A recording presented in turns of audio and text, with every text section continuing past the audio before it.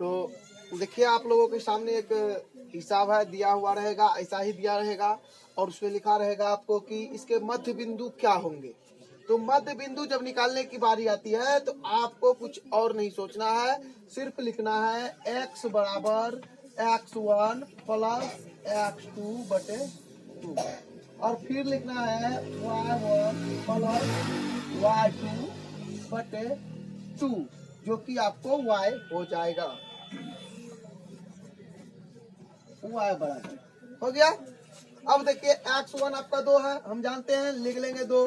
फिर x2 आपका -2 है तो प्लस माइनस माइनस हो जाता है, फिर लिख लेंगे -2 बटे 2। फिर इधर लिखेंगे, फिर y है तो y लिखेंगे, फिर y1 कितना आपका -2 है तो -2 लिखेंगे, +2 लिखेंगे बटे 2 हो गया। अब ये जो है 0 बटे 2 और फिर हो जाएगा आपको इधर भी हो गया y बराबर 0 बटे 2, मतलब हो गया y बराबर 0, x बराबर भी 0। तो देखिए आपको सवाल मिलेगा कि बिंदु -1, 3 एवं -5, 7 के बीच की दूरी क्या है। तो आपको हड़बड़ाना नहीं है, सिर्फ यहाँ लिखना है। सबसे पहले आपको लिख देना है x1 बराबर, ये हुआ पहला वाला।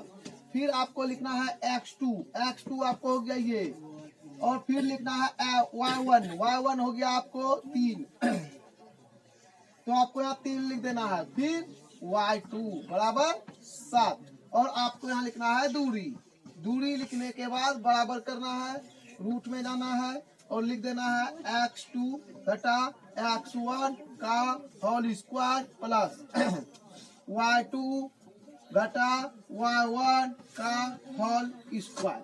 बस इतना करना, ये सूत्र होता है। फिर आप ऐसे कीजिए और x2 जो है आपका क्या है तो -5 है, फिर घटा 1 की करिएगा तो 1 करिएगा तो 1 प्लस माइनस प्लस हो जाता है ना, तो प्लस कर लिए, फिर प्लस स्क्वायर किए।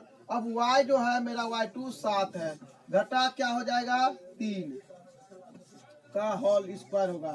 तो अब जैसे इसमें घटेगा तो बच जाएगा -4, तो -4 का होल स्क्वायर प्लस ये जो है इसमें जब घटेगा कितना बचेगा, तो फिर यहाँ पर भी 4 बचेगा, 4 का होल स्क्वायर कीजिए और आपको हो जाएगा यहाँ पर 4 चौके 16 प्लस 4 चौके 16, तो हो गया आपको 32, तो हो गया 4√2 आपको इसकी दूरी हो गई।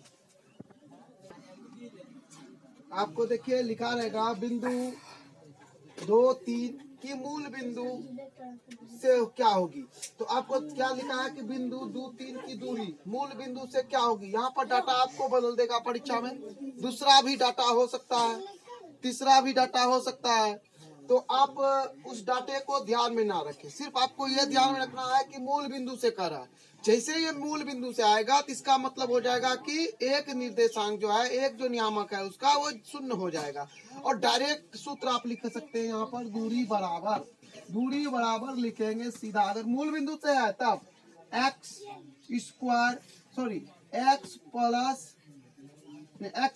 प्लस y स्क्वायर, ठीक है, ऐसे आप लिखेंगे। और यहाँ पर लिखिए x क्या है 2 है तो 2 का स्क्वायर कीजिए, प्लस y 3 है 3 का स्क्वायर कर दीजिए, तो आपको हो जाएगा 2 दूना 4 प्लस 3 तिया 9, फिर हो गया आपको √13 आपका आंसर आ जाएगा आसानी से। तो देखिए कि आपके सामने एक हिसाब है कि त्रिभुज ABC के 2 शीर्ष A और B आपको दिया हुआ है एवं केंद्रक दिया हुआ है, तो तीसरा क्या होगा। तो आपको जानना जरूरी है कि केंद्रक निकालने का सूत्र होता है, केंद्र का नियामक निकालने का सूत्र होता है x1 plus x2 plus x3 बटे 3 बराबर x हो जाता है। तो आप यहाँ पर लिखेंगे। तो अब देखिए हम आपको समझाते हैं। x1 कौन हो गया आपका, a का पहला वाला आप लिख लेंगे, फिर x2 कौन हो गया आपको, ये हो गया, और x3 आपको निकालना है उसको लिख लीजिए बटे 3 हो गया, और ये x आपको केंद्रक का नियामक हो जाता है, हो गया। आप कोना गुना कर लीजिए, इसको जोड़िए, 2 1 3 हो गया, 3x3 बराबर हो गया 3 तिया 9 और x3 बराबर हो गया 9 घटा 3, तो x3 बराबर हो गया आपको 6। तो इसी तरह से आप दूसरा भी बना सकते हैं। दूसरा क्या होगा कि आपको लिखना होगा y1 plus y2 plus y3 बराबर 3 बराबर y। तो आप जब ऐसा लिखेंगे तो क्या हो जाएगा, तो y1 क्या है आपका 3 है, फिर y2 क्या है आपका -3 है, तो माइनस प्लस